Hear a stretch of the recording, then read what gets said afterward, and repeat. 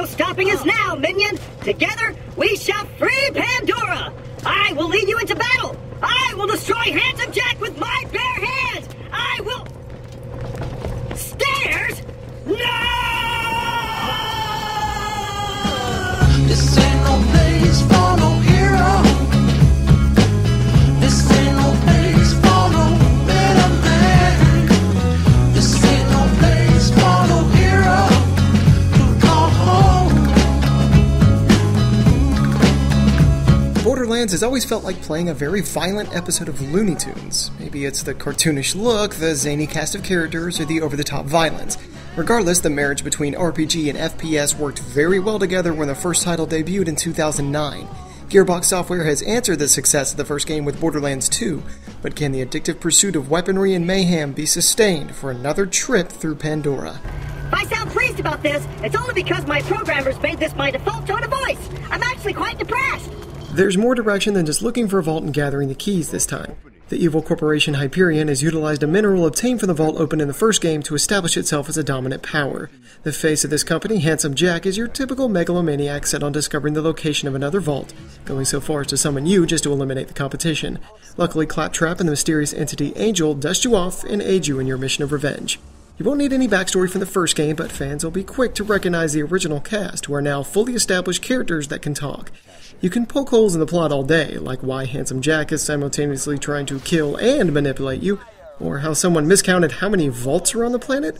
Still, the multitude of echo devices fill in most of the holes, and the new purpose behind the mayhem is a welcome one.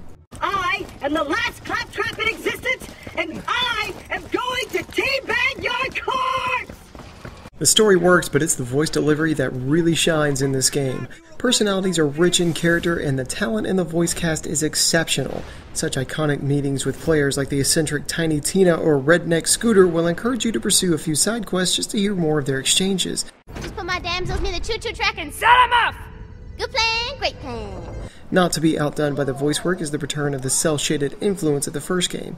The lighting and art style featured in this game are outstanding, and everything from the detail of your gun to the elemental effects on an enemy really pop. Even the original soundtrack to the game intensifies the combat, as the anarchy you unleash looks and sounds amazing. But I need some inspiration. Something to get my juices flowing so this poem will get her juices flowing. That's sex. Borderlands 2 is the equivalent of playing a slot machine. You pull the lever, so to speak, with every single encounter, as the mobs you face and the loot that drops is entirely random. With so many glowing lockers and storage units scattered around the areas, it's hard to ignore the possibility and carry on without scavenging an emptied camp. You also procure rewards for every single action. Open a box, ammo, shoot an enemy in the head, challenge completed, kill an enemy, level up. This repeated shower of praise may feel reminiscent of an only child whose parents can never say no, but it compels you to keep playing while simultaneously encouraging you to use variety in combat.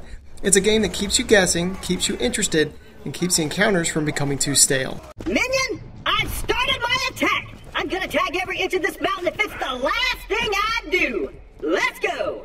After picking a class, you set off into Pandora, a world broken up by areas that are plentiful in side quests and opportunity. The tutorial stage can drag on a bit and takes its sweet time in giving you your first ability to really get things going, but once you hit the hub world and branch out, the addictive loot scavenging begins. The main questline will often have you moving from point to point, clearing areas of enemies, and occasionally culminating in a boss fight.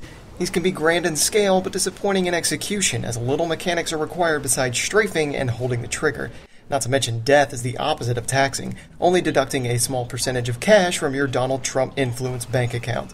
Enemy variety for the main story also becomes a bit too predictable, as Hyperion likes to send a seemingly infinite number of armored robots at you, resulting in the necessity of a corrosive weapon in your loadout.